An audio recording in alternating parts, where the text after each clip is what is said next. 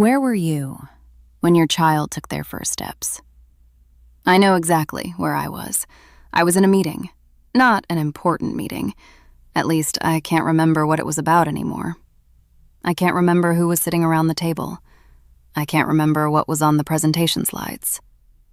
I can't even remember whether the meeting ended on time. But I remember exactly where my phone was.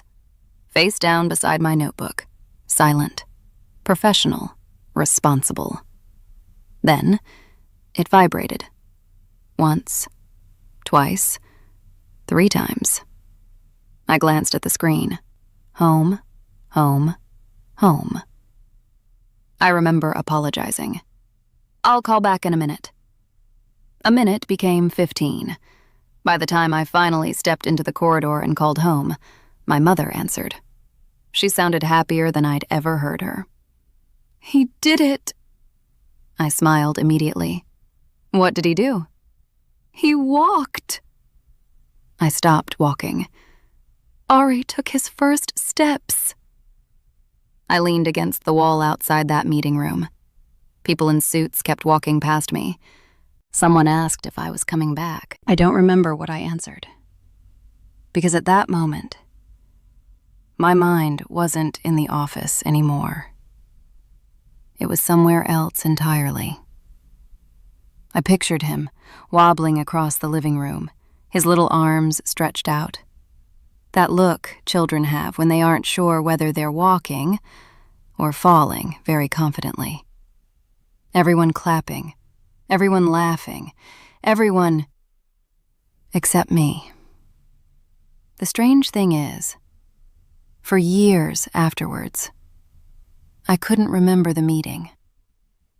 But I replayed that moment in my head hundreds of times. Not because I wished I'd skipped work. Because I quietly wondered something I was almost too ashamed to say out loud. Had I failed one of the most important moments of motherhood? People tried to comfort me. "You can't be everywhere. He won't remember. You were providing for your family." Every one of those sentences was true, and somehow, none of them made the guilt any smaller. That always puzzled me. If guilt disappeared simply because somebody gave us a logical explanation, none of us would stay guilty for very long. So I've often wondered, what exactly was I grieving? Was I grieving the moment? Or was I grieving something much bigger?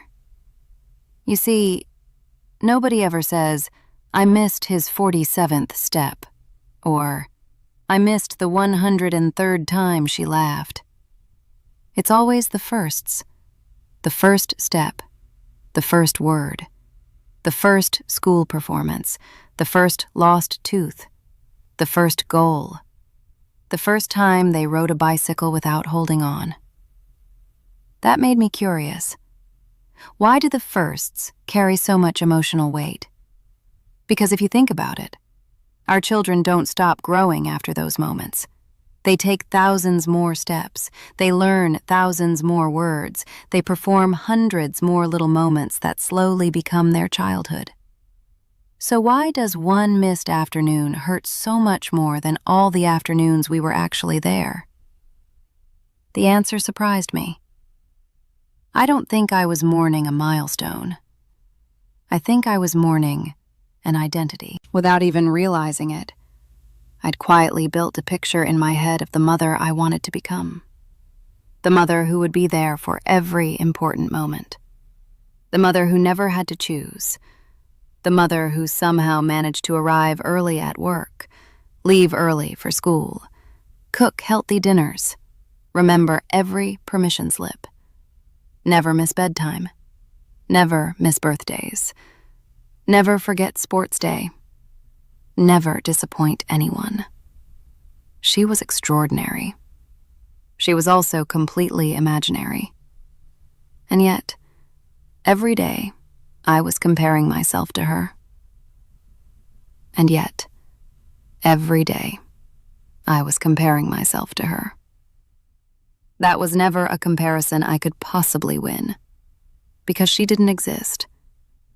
Real mothers make choices. Imaginary mothers make appearances. There's a very important difference. That realization changed something for me. I stopped asking, how could I have missed his first steps? And I started asking a much more uncomfortable question. Why did I believe one missed moment could erase thousands of loving ones? That question stayed with me for weeks, so I began paying attention. Not to the milestones, to the ordinary days. I watched Ari run into the kitchen just to tell me he'd learned a new joke. I watched him climb into my lap with a book we'd already read 50 times. I watched him shout, "Mom, look!" every single time he built something from blocks, as though I'd never seen blocks before in my life. Children are wonderfully generous that way. They don't stop inviting us into their world because we missed one afternoon. Then something happened that I wasn't expecting. Ari was about 8 years old. We were walking through the park. He suddenly looked up at me and said, "Mom, do you remember teaching me to ride my bike?" I laughed. "Of course." Then I stopped laughing, because I'd completely forgotten that afternoon.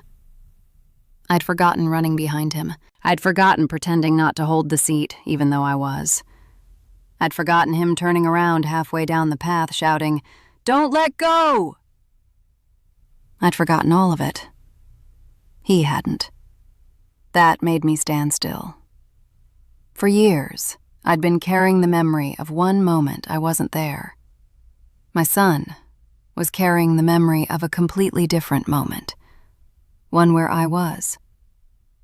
That made me wonder if parents and children remember childhood in completely different ways. Parents remember milestones. Children remember patterns. Parents remember birthdays. Children remember bedtime stories. Parents remember first steps. Children remember who sat beside them when they were poorly. Parents remember school performances. Children remember who always looked for them in the crowd. We collect highlights. Children collect safety.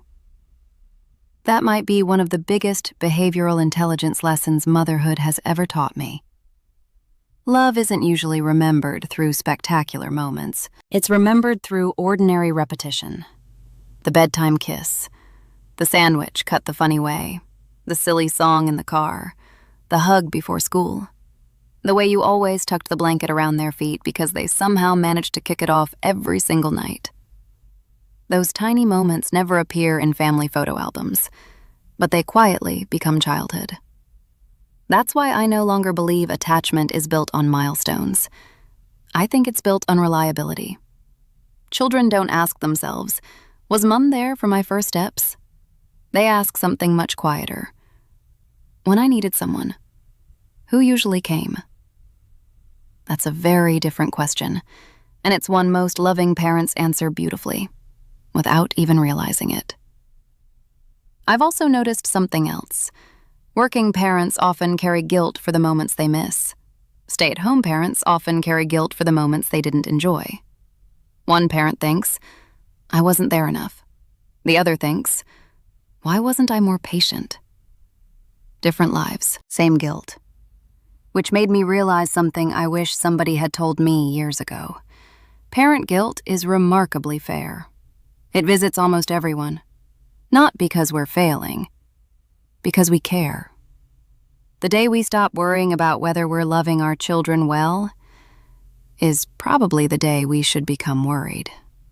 But caring and carrying are not the same thing. Somewhere along the way, I stopped carrying love.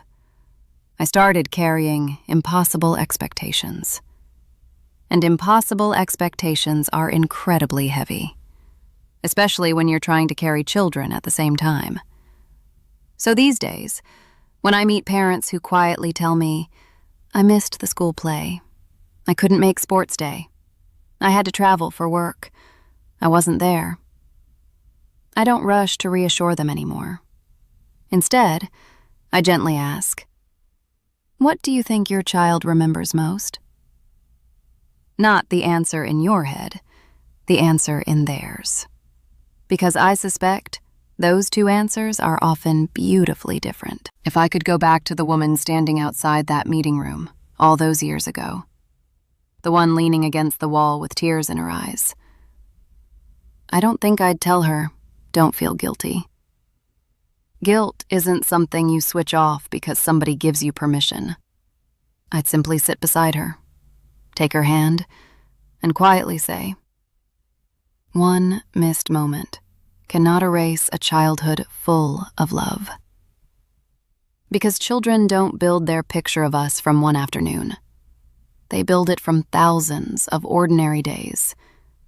One bedtime, one conversation, one hug, one laugh, one, I'm listening, one, I'm proud of you, one, I'm here.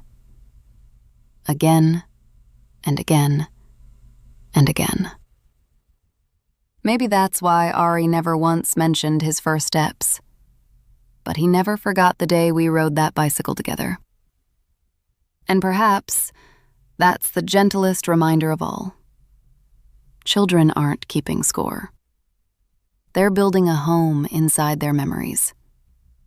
The question isn't whether we were there for every milestone. It's whether, over the years, our love became the place they always knew they could come home to.